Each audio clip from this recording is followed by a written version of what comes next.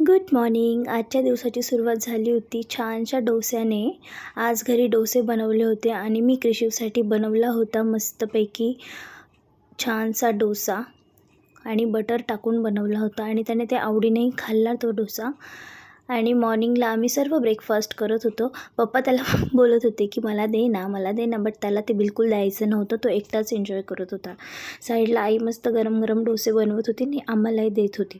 त्यानंतर क्रिशिवला छान रेडी केलं आणि क्रिशिवचं असं म्हणणं होतं की मला बाहेरच जायचं आहे. पप्पा थोडा वेळ त्याला बाहेर घेऊन उभे होते, वॉक करवत होते, बट त्याला तर कारमध्येच फिरायचं होतं. तो कंटिन्युअसली कार्सकडे बोट करत होता आणि बोलत होता की मला ह्या कारमध्ये बसायचं आहे, मला त्या कारमध्ये बसायचं आहे. त्याचं आज सकाळी तेच चालू होतं. त्याला पप्पा विचारत होते कुठे जायचं आणि कोणत्या कारमध्ये जायचं. तो फक्त कारकडे बोट करायचा आणि त्याचं असं म्हणणं होतं की मला घेऊन चला बाहेर. त्यानंतर दुपारी मामा जेवायला घरी आला, तर मामाने आणि क्रिशिवने मिळून आज फिश टँकमधल्या फिशना जेवायला दिलं. मामा त्याला शिकवत होता की कसं फिशला जेवायला द्यायचं ते, आणि क्रिशिव पण एन्जॉय करत होता. तो बघत होता फिशला. आजकाल क्रिशिव खूपच ॲक्टिव्ह झाला आहे. तो खूपच वेगवेगळे ॲक्टिव्हिटीज करतो आणि आज चक्क क्रिशिव टू व्हीलरवर बसला. तो फर्स्ट टाईम असा पुढे बसला होता. मामा शॉपवर जायला निघाला तर तो अचानक त्याच्या मागेच लागला आणि मग मामालाही राहावलं नाही गेलं, म्हणून मामाने त्याला एक चक्कर मारून तर आणला. पण त्यानंतर क्रिशिव खूप रडायला लागला. तो इतका रडत होता की त्याला पुन्हा टू व्हीलरवरच बसवायचं होतं. म्हणून मी त्याचं मन डायवर्ट करण्यासाठी त्याला इकडे एक गाय दाखवत होती. ती खूप दूर होती पण स्टील तो बघत होता आणि तिला बोलवत होता. तो तिला बोलत होता ये ये ये, आणि तिला इकडे बोलवत होतं. त्याला वाटलं त्याने बोलवलं तर गाय येईलच, पण गाय काय आली नाही. असो. त्यानंतर मस्तपैकी छान कडक ऊन पडलेलं होतं. छान वातावरण होतं, एकदम फ्रेश वातावरण होतं आणि थंडीच्या दिवसात थोडंसं उन्हात उभं राहिलं की एकदम छान वाटतं. त्यानंतर आमच्या इथे एक भाजीवाले काका आले. ते मेथीची जुडी घेऊन आले होते. आजूबाजूला सर्वजण बायका, भाजीवाले आले म्हटल्यानंतर बायका जमा होतातच. मग भाजीवाल्यांकडनं भाजी घेतली आईने, मेथीची जुडी, आणि क्रिशिव तर लगेचच ती निवडायला चालू झाला. तो सगळे कामं करतो. तुम्हाला माहीत नाही आहे, पण आमचा क्रिशिव सगळी कामं करतो. त्याला सगळ्या कामं करण्यात इंटरेस्ट असतो. त्यानंतर भाजी तर निवडली नाहीच, पण नीट जेवलाही नाही. त्याला त्याच्याच हाताने ॲपल पण खायचं होतं. त्यानंतर मी त्याला झोपवत होते, तर आज आम्हाला झोपण्याचाही मूड नव्हता. तो नुसताच हसत होता. म्हणजे क्रिशिव ना कधी कधी इतकं वेगळंच वागतो ना, तर काय कळतच नाही. आता इकडे बघा, क्रिशिवचा मामा इव्हिनिंगला पुन्हा घरी आला होता चहा पिण्यासाठी, आणि तो जायला जेव्हा निघाला तेव्हा क्रिशिव पुन्हा त्याच्या मागे लागला. आणि हाईट म्हणजे तो डिरेक्टली अंग सोडून रडत होता. तो इतका रडत होता आणि मामालाही हसू येत होतं. त्यानंतर मामाला असं झालं की चल बाबा, मी तुला घेऊनच जातो. मग मामाने पुन्हा एकदा त्याला बसवलं गाडीवर आणि तो त्याला घेऊन गेला आणि पुन्हा एकदा चक्कर मारून आला. आणि क्रिशिव इतका छान पकडून बसला होता पुढे, एकदम छान. म्हणजे कोण म्हणणारच नाही का हे 12-14 महिन्यांचं बाळ आहे. इतका मस्त बसला होता आणि त्यालाही खूप छान आवडत होतं. एकदम छान बसलेला, बघू शकता तुम्ही इकडे. आणि गाडीवरनं उतरायचं नावच घेत नव्हता. शेवटी त्याला म्हटलं चल बाबू, तुला मी काहीतरी नवीन देते, कार देते. हे करून कसं तरी त्याला कसं बसं मन डायवर्ट केलं आणि उतरवलं. पण त्यालाही यायची इच्छा नव्हती आणि मामालाही त्याला सोडू वाटत नव्हतं. पण आज खूप मज्जा आली. क्रिशिवला 2 टाईम्स राईड भेटून गेली. इव्हिनिंगला आम्ही बाहेर गेलो, मी, आई, पप्पा, क्रिशिव, कारण आम्हाला देवीच्या दर्शनाला जायचं होतं.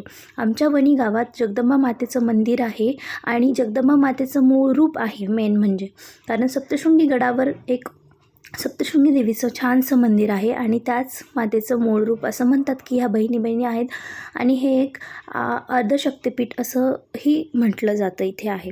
तर देवी मातेच्या मंदिरात जाण्याआधी मी नेहमीप्रमाणे एक छानशी ओटी घेतली देवी आईसाठी, कारण मार्गशीर्ष महिना पण चालू होता आणि माझी इच्छाही होती. सो एक ओटी घेतली, देवीची ओटी भरली. छानपैकी आम्ही गेलो. एक छानसं फुलंही मला त्या ओटीत मिळालं होतं. आणि हेच ते ठिकाण इथे आहे, जगदंबा मातेचं मूळ रूप. ही ती जागा आहे आणि हे छानसं मंदिर बघून घ्या. देवी किती छान दिसते. आज शुक्रवारचा दिवस होता आणि छानपैकी देवीचं दर्शनही झालं. आणि मेन गोष्ट म्हणजे आम्ही तिथे पोहोचलो तर तिथे नेमकी आरतीची तयारी चालू होती. तिथे गेल्यानंतर मन प्रसन्न झालं आणि थोडा वेळ आम्ही दर्शन वगैरे घेतलं आणि हळूहळू गर्दी खूप वाढायला लागली आणि आरती चालू झाली. आरती चालू झाल्यानंतर इनिशियली खूप छान कमी लोक होते, पण नंतर जसजशी आरती वाढली तसं खूपच गर्दी झाली.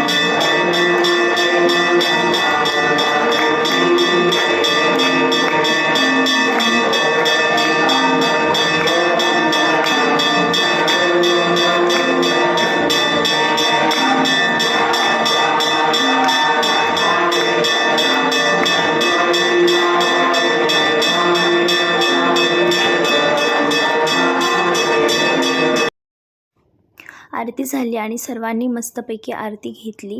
एक काका आरती द्यायला आले होते. छानपैकी देवीची आरती घेतली. मन प्रसन्न झालं आणि गर्दी खूप होती त्यामुळे मी पटकन पुढे गेली नाही. पण त्यानंतर त्या काकांनी आरती तिथेच ठेवून दिली होती आणि त्यानंतर हळूहळू सर्वांनी आरती घेतली आणि सर्वजण दर्शन घेऊन घरी जायला निघाले.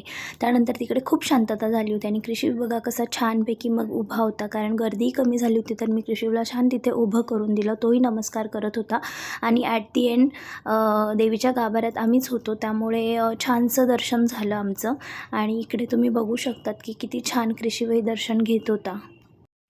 आज कृषीचं देवीच्या गाभाऱ्यात जाऊन छानसं दर्शन झालं. तेव्हा फार गर्दी होती त्यामुळे मला ते शूट नाही करता आलं, बट खूप छान दर्शन झालं. आणि देवीच्या मंदिराच्या परिसरात तुम्ही बघू शकता किती छान मस्त वातावरण आहे. खरंच खूप प्रसन्न वाटलं. घरी आल्यानंतर आम्ही मस्तपैकी खानदेशी खिचडीचा बेत केला होता. तर त्यासाठी तुम्ही इकडे बघू शकतात की किती छान कांदा तडतडतो आहे. हिरवी मिरची, कढीपत्ता आणि शेंगदाणे छान तळून घेतलेले आहेत.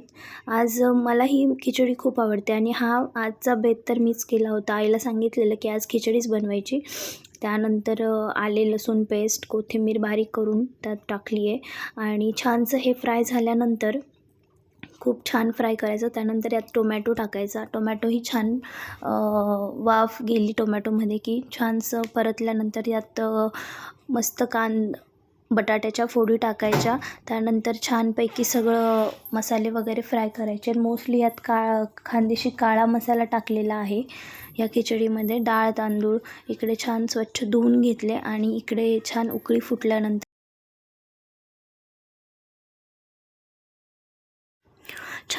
फुटल्यानंतर त्यात धुतलेले डाळ तांदूळ टाकून द्यायचे आणि 2 ते 3 शिट्ट्या काढल्यानंतर मस्त छान रेडी आहे खिचडी भात.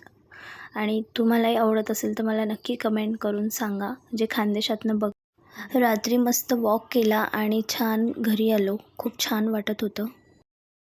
आणि आता एवढी रात्र झाली आहे तरी कृषीला बघा किती मस्ती सुचते, कसं त्या ब्लँकेटसोबत खेळतो आहे. त्याला बिलकुल झोपायचं नावच नाही आहे आणि ॲट दी एंड झोपवलं त्याला. So thank you for watching my blog. Thank you.